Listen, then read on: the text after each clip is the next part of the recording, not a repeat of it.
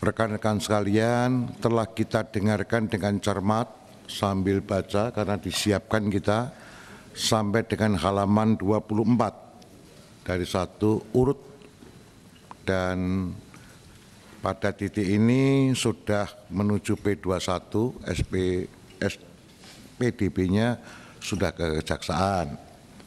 Nah, saudara sekalian, ini tiba saatnya kita mengeluarkan pendapat. Izin Pak Kapolri dan beserta seluruh jajaran, rapat dengar pendapat kali ini mendapat atensi yang sangat luar biasa dari masyarakat. Bahkan kawan-kawan dari seluruh dapil juga ditanya. Mereka menjawab, kawan-kawan menjawab, nanti tunggu hari Rabu jam 10. Jadi izin Pak Kapolri beserta seluruh jajaran, rekan-rekan sekalian, ini diperhatikan oleh konstituen Dikau. Oleh karena itu, teman-teman pun hari ini penuh rapat hadir Pak Kapolri.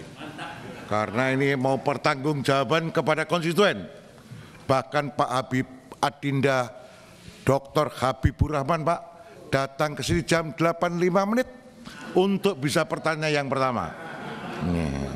Dinda ini, cuman sayangnya hari ini tidak bisa yang pertama karena pimpinan menggunakan hak prerogatifnya mendahului bertanya. Jadi setelah pimpinan baru Diko ya. Iya. Oleh karena itu pimpinan apresiasi dulu kepada rekan-rekan media yang juga meliput untuk seluruh Indonesia. Oh ya, ini gaya kayak begini itu gaya politisi Pak, supaya bisa dilihat di dapilnya. Silakan Mr. Adis Kadir. Bismillahirrahmanirrahim. Assalamualaikum warahmatullahi wabarakatuh. Selamat pagi, salam sejahtera bagi kita semua. Om Swastiastu, Namo Buddhaya, salam kebajikan.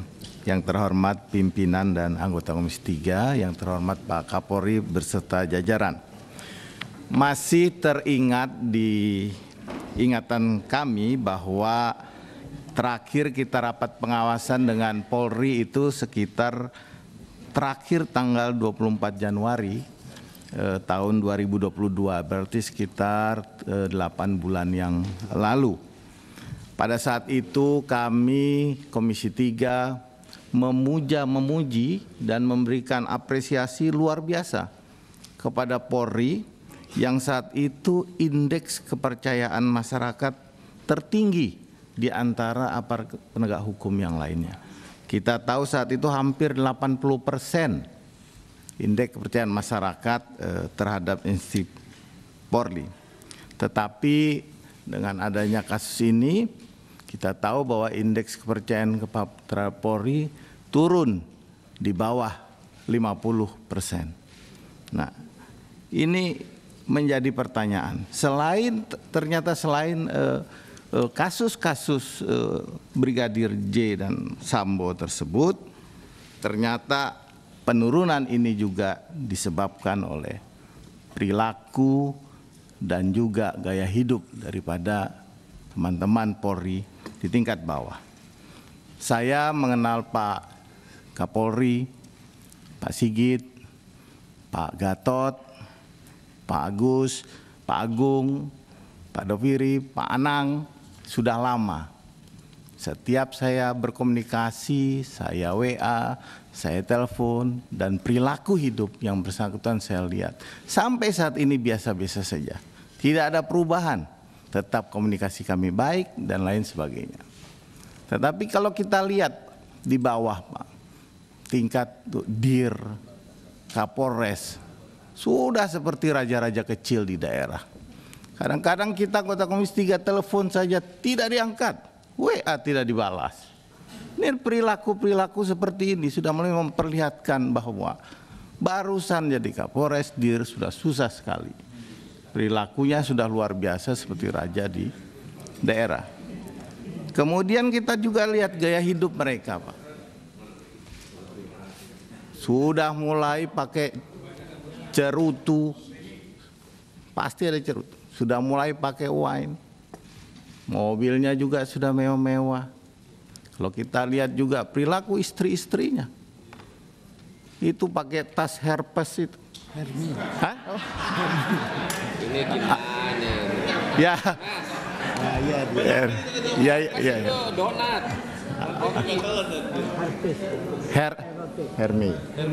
Herme. Ya, itu tadi Herme. Itu sudah gonta-ganti Bapak Ibu sekalian.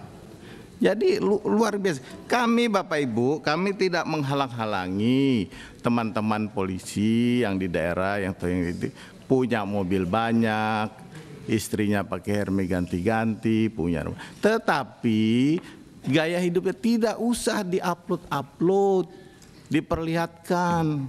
Tak usah. Kita juga tahu mungkin ada upaya atau ayah ibunya semua dulunya sudah punya, tidak ada masalah sebenarnya. Tetapi janganlah diperlihatkan sehingga membuat masyarakat itu nyinyir, membuat masyarakat melihat oh ternyata begini Polri, padahal tidak begitu. Pak Sigit, Pak Gatot, Pak Agus, Pak Anang ini apalagi, Pak Doviri, Pak Agung, kami kenal lama dan biasa-biasa saja sampai saat ini semua. Tidak ada yang berubah dengan beliau-beliau ini. Gampang sekali komunikasinya, gitu. Dan juga penampilannya juga biasa-biasa saja. Jadi ini yang mungkin harus diubah Pak Kapolri terhadap perilaku kawan-kawan untuk meningkatkan kembali kepercayaan masyarakat. Dan juga tentunya perlihatkanlah kekompakan satu institusi agar tidak terkesan terpecah belah di dalam institusi Polri tersebut. Semakin Polri ini solid, semakin kuat, masyarakat juga akan melihat oh bahwa inilah wajah Polri kita. Jangan sampai terpecah belah yang akan membuat institusi ini nanti dikhawatirkan akan semakin terpuruk. Jadi jangan sampai proses-proses penyidikan yang ada di masyarakat itu akan tidak tenang Pak Beni. Ini kita ingin memperbaiki Polri. Selanjutnya terkait dengan kasus ini, saya masih memberikan kepercayaan luar biasa kepada Polri. Saya salut dengan kecepatan Kapolri beserta jajaran dengan membuka tabir ini seterang-terangnya. Jadi kami salut dengan kerja-kerja cermat dari Kapolri yang telah bekerja dengan baik dan juga terbukalah seluruh kasus ini sampai terang benderang.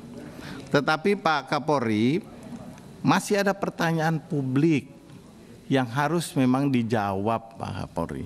Kenapa harus dijawab? Karena kami khawatir kalau tidak dijawab masyarakat berpikir ada apa dengan kasus ini. Karena kasus-kasus yang lain dengan gamblang Polri itu menyampaikan motif-motif yang menjadi pertanyaan masyarakat.